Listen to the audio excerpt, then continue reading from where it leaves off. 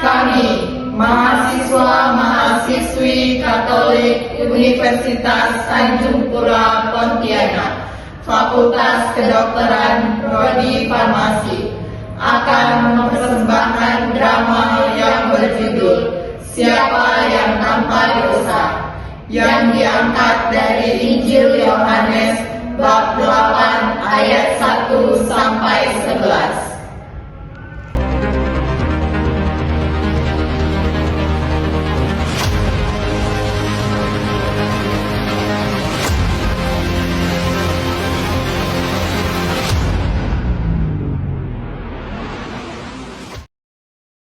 Halo semuanya.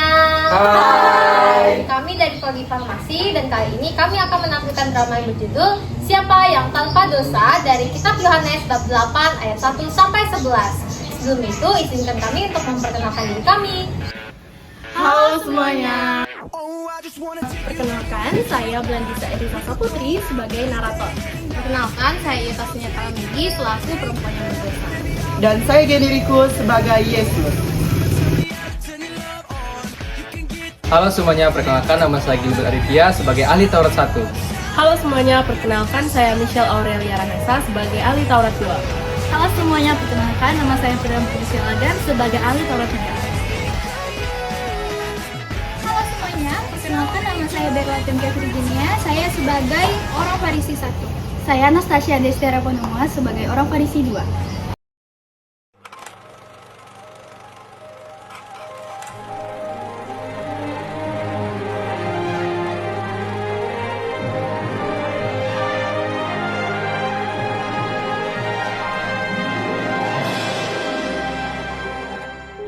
Pagi itu, di tengah kota Yerusalem yang sangat sibuk, Yesus datang kembali ke bait Allah.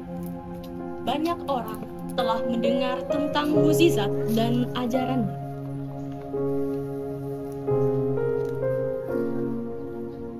Mereka berbondong-bondong ingin mendengar perkataan yang menenangkan hati.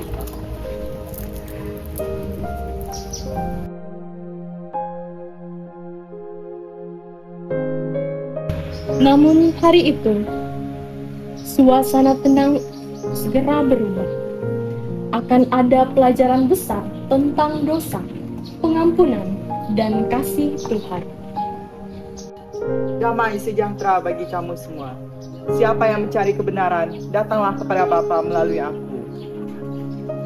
Guru, lihat, mereka mulai mengikuti engkau. Mereka haus akan kebenaran. Namun, tidak semua orang senang padamu, Guru. Para pemuka agama itu iri padamu karena banyak orang percaya padamu. Di sudut lain bait itu, beberapa orang Farisi dan ahli Taurat sedang bersekongkol. Mereka ingin menjebak Yesus dengan pertanyaan yang sulit. Pertanyaan yang bisa membuatnya dituduh melanggar hukum. Mereka membawa seorang perempuan yang baru saja kedapatan berbuat dosa. Dengan penuh kemarahan dan suara keras, mereka menyeretnya ke hadapan Yesus. Guru, perempuan ini tertangkap basah berbuat zina. Hukum Musa mengatakan bahwa perempuan seperti ini layak dilempari batu hingga mati. Kami ingin tahu apa yang engkau katakan, Yesus dari Nazaret. Apakah engkau setuju dengan hukum itu? Pertanyaan itu bukan pertanyaan biasa. Mereka ingin menjebak Yesus. Jika Yesus berkata, "Jangan hukum dia," maka mereka akan menuduhnya melawan hukum Musa. Tetapi jika ia berkata, "Hukum dia," maka ia akan kehilangan citra kasih dan belas kasihan. Tuhan, aku tahu aku berdosa. Tapi tolong jangan aku mati, Tuhan.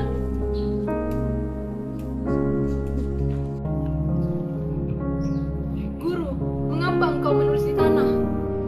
Yesus tidak langsung menjawab. Ia menulis di tanah seolah ingin mengingatkan mereka bahwa setiap manusia punya catatan dosanya sendiri.